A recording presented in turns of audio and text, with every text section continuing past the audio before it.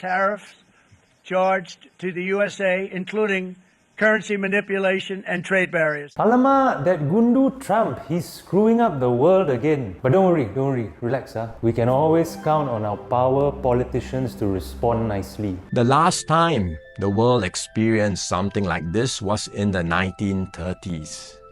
Trade wars escalated into armed conflict and eventually the Second World War.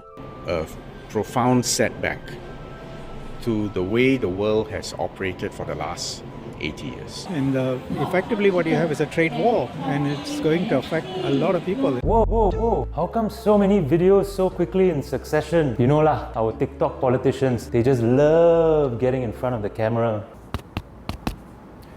Let's go get them.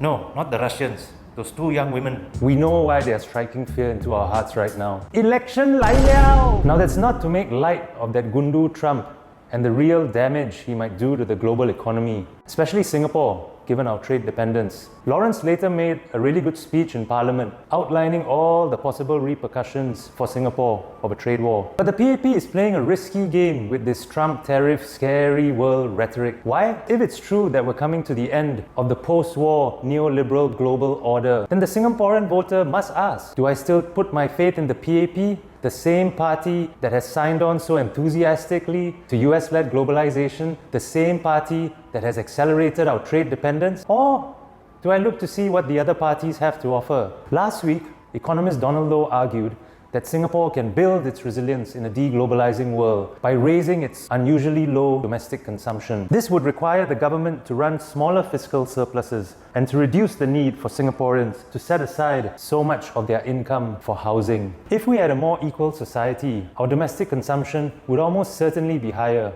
Why? It's because people with lower incomes have a higher marginal propensity to consume. Think about what happens when you give somebody $1 extra of income. If you're poorer, you're likely to spend a lot more of that. But if you're rich, a millionaire, living like a Raja in a giant bungalow, you probably have what you need. You're going to be saving a lot more of that extra dollar. How does Singapore raise its domestic consumption in a deglobalizing world? Well, it's a complex issue, but some suggestions: smaller fiscal surplus, more affordable public housing, a more equal society, perhaps through more aggressive redistribution, all things that the opposition has been advocating for. That doesn't mean that there are no trade-offs. Lower GST, using more of our reserves for greater social spending, all these things have trade-offs. If any opposition politician tells you that there are no trade-offs, tell them to go and suck on one of James's Panettones lah.